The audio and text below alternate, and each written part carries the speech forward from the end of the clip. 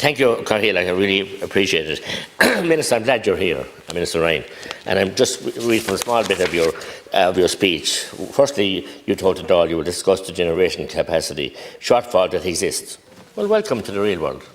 And secondly, you said, I will reaffirm the urgency of the bill in order to enable delivery of emergency capacity to maintain secure electricity supply for our customers. Well, my goodness, what a mouthful. Wakey, wakey, wakey, wakey, wakey. Alice in Wonderland. Did you finally wake up? My goodness, we've been told this by Airgrid, told us 2 years ago that there were going to be power cuts. Then you went down to your folly of closing down Lanesborough and many other peat stations, caused havoc in the Midlands. Just transition. It was the most unjust transition that ever I heard of in my life. And here we are now, spending money to snuff it away. Millions, hundreds of millions here to put aircraft engines to run emergency generators.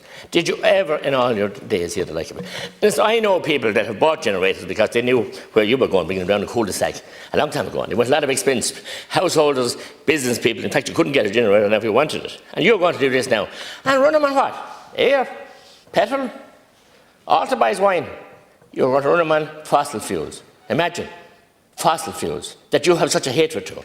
Minister, the sooner that you're removed from this position, the better. But look, the people have the same. The people haven't. The teacher and the Taoiseach have, because you're a cobbled-up government, and the people will have to say ultimately, and that won't be too long, I hope.